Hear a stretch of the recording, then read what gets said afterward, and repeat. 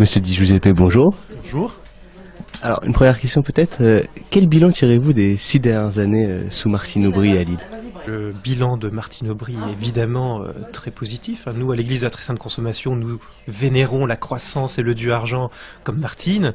Et à cet effet, elle a fait quand même des projets tout à fait intéressants. Le grand stade pour les Lillois et pour les milliardaires footballeurs.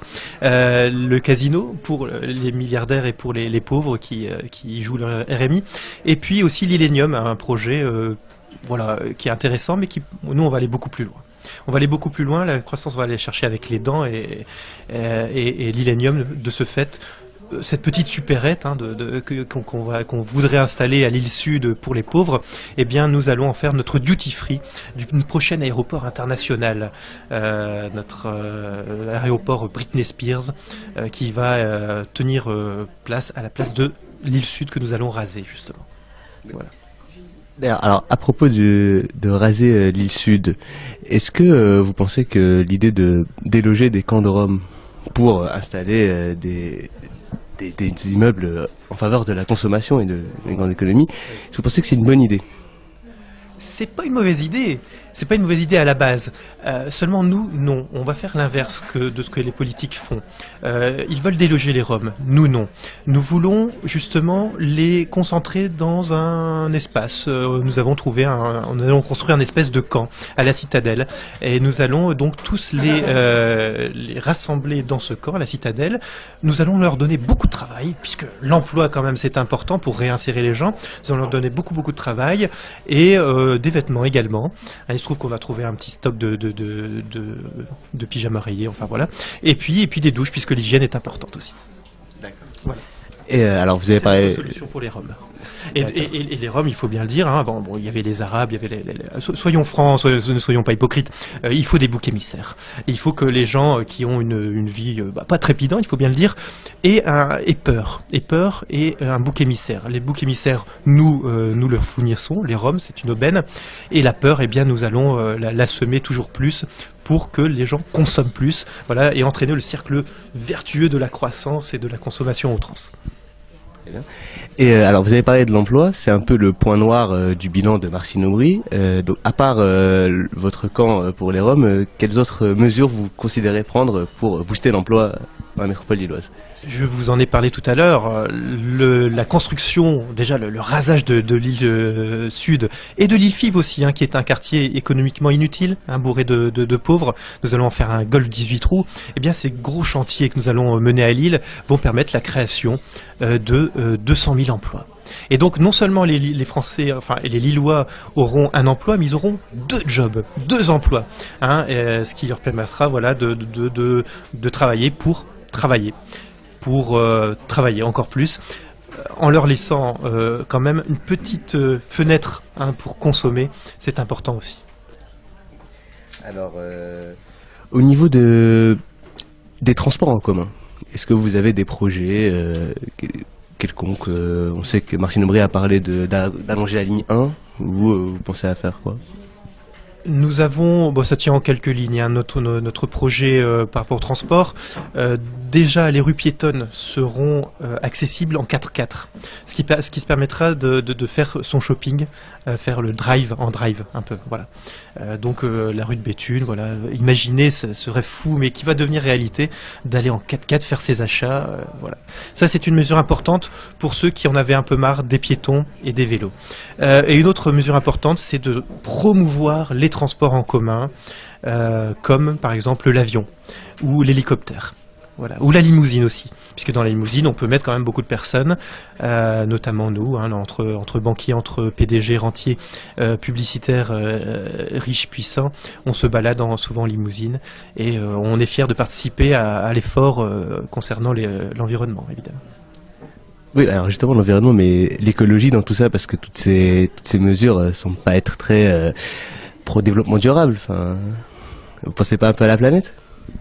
Oui, la planète, on s'en fout un peu, il faut bien le dire, c'est son hypocrisie. L'environnement, ça commence à bien faire, comme le disait notre cher et regretté président. De toute façon, nous allons aller sur Mars ou dans d'autres planètes, en tout cas nous les riches, tout le monde ne pourra pas y accéder évidemment, mais nous aurons l'occasion de le faire. Et après tout, qu'est-ce qui compte? Bien nous, les riches. Alors, fouiller l'environnement, la pollution n'est pas mauvaise en soi, c'est du business, c'est du business. Alors on repeint en vert un peu par-ci par-là, et c'est ce qui est important pour. Alors du moment que ça fait du profit, c'est ce qui nous importe. D'accord. Non, mais voilà. Je ne sais plus si on avait mon petit maximum de profit junior. Est-ce qu'on avait des mesures concernant l'environnement? Pour l'environnement Non. Non, je pense pas, non, en fait, non. Non. Ça nous est pas venu à l'esprit, c'est pas des priorités. Ouais, en fait. non. Très bien. Mais toutes vos mesures, ça coûte de l'argent. Et le budget de la ville est déjà en déficit. Alors comparé à la ville de Paris, il n'est pas très grand, mais il a quand même doublé en 4 ans. Qu'est-ce que vous comptez faire par rapport au budget de la ville pour assainir les finances?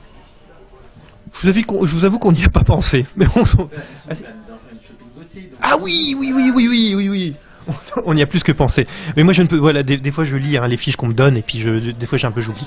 Nous allons faire de Lille la première shoppingotée du monde, à la croisée de Las Vegas, de Dubaï et du Luxembourg. Et donc, c'est un rêve qui va devenir réalité. Une première shoppingotée qui va prendre son nom. On va prendre notre indépendance. Nous allons battre monnaie, et nous allons donc être une plaque tournante du blanchiment d'argent, ce qui va nous renflouer les caisses de nous les riches et de nous milliardaires qui sommes, il faut bien le dire, en difficulté, en souffrance. Cette année, quelques milliards de bénéfices à peine. Hein, les riches souffrent, il faut le rappeler. Mais donc ça va résoudre un peu nos problèmes d'argent, et je pense que ça répond à votre question. Oui, tout à fait. Alors une question un peu plus électorale. Vous êtes présenté aux législatives et vous avez un score plus qu'honorable et très surprenant de plus de 1%. Comment vous interprétez ce score? Est-ce que vous trouvez qu'il y a une adhésion autour de vous dans la métropole lilloise ou voilà. Quelle est votre interprétation?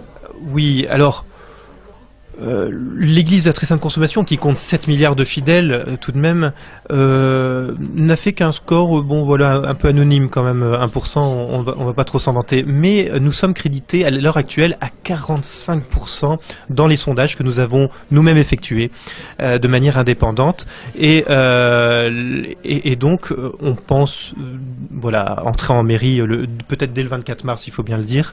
Pour répondre à votre question, par rapport aux législatives, je dirais que Martine Aubry était bien implantée, elle avait fait du bon travail, on l'a laissé un peu, faire son chemin, en attendant de nous préparer pour non seulement Lille 2014, mais aussi 2017, car il faut penser grand. Mais alors, au niveau des grands partis, enfin des partis qui sont connus médiatiquement dans toute la France, vous placerez derrière qui en particulier? Par exemple, au présidentiel, vous avez voté pour qui? Alors, j'inverserai la question. C'est-à-dire que, nous le savons tous, tous les partis politiques sont pour la croissance, sont pour l'emploi.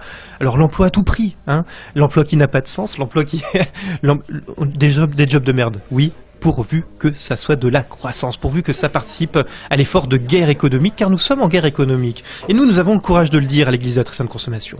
Et donc, la situation est plutôt inversée, telle que vous la présentez, ce n'est pas tout à fait juste. Les grands partis, le PS, l'UMP et tous les autres sont dans un productivisme acharné que nous défendons, plus de productivité, plus de rentabilité, plus d'efficacité, le profit à tout prix.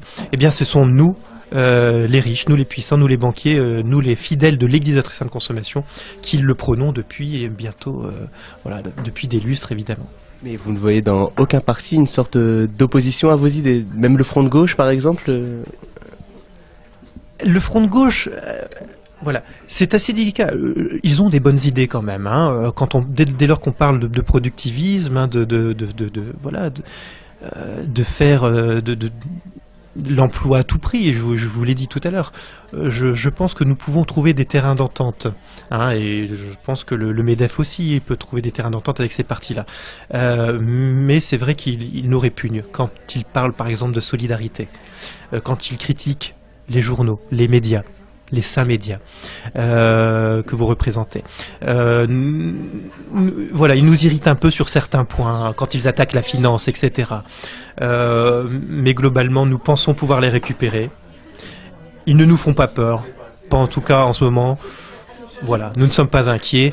Je dirais que l'amour de l'argent, le pouvoir de la finance et le saint profit a de beaux jours devant eux. Nous, ce que nous voulons dire, je bégaye, à la population, c'est résignez-vous. C'est un message fort. Résignez-vous, résignez-vous, résignez-vous. Arrêtez de penser, dépensez. Nous savons tous que le bonheur ne peut s'acquérir qu'à travers l'acte d'achat. Les Français, les Lillois l'ont bien compris. Et je pense pas que ça change maintenant. et donc pour être clair, on va dire, pour retourner à la question, le parti qui vous répugne le plus, ça serait le Front de Gauche, Lutte Ouvrière, le NPA, ou qui vous inquiète le plus? Nous ne sommes pas inquiets, mais c'est vrai que voilà, des NPA anticapitalistes, voilà, ce sont des gens ce sont des pensées d'une autre époque. Hein. Le capitalisme est indépassable. Personne ne peut voter pour eux en même temps. C'est-à-dire Ils sont pas. Ils sont utiles parce qu'ils sont. Oui, ils sont un peu de. Voilà. Non, mais voilà, pourquoi parler des anticapitalistes? Ce sont des gens qui n'ont rien compris et qui sont dans l'utopie la plus totale. Hein. Point de salut sans l'argent. Mais donc vous pensez qu'ils sont incompétents ou c'est juste qu'ils défendent... Ce sont des illuminés. C'est comme les objecteurs de croissance que nous vomissons. Ce sont des gens, voilà. Mais alors par contre, pour le coup, inquiétant. Voilà.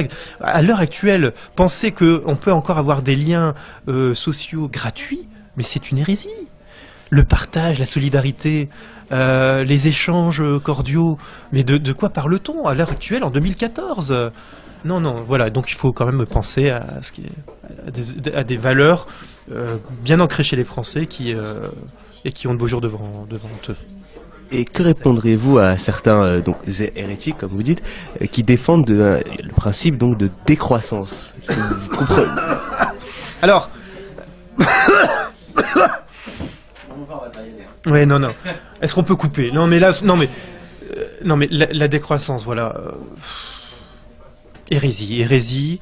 Nous avons brûlé en place publique le journal La Décroissance. Quand je serai élu maire de Lille et que je serai élu président, évidemment, ces journaux n'auront pas... Et ces idées nauséabondes, hein, encore une fois, la solidarité, l'égalité, voilà, le partage... Pourquoi réfléchir aux problèmes sociaux alors que l'économie prime sur l'humain, clairement? N'ayons pas peur de le dire, voilà.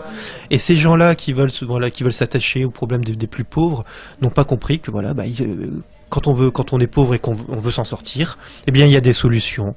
Hein, comme mon petit Maximum de Profit Junior, qui est mon directeur de campagne. Quand on veut, on peut. Il suffit, par exemple, comme lui, de reprendre l'entreprise de papa.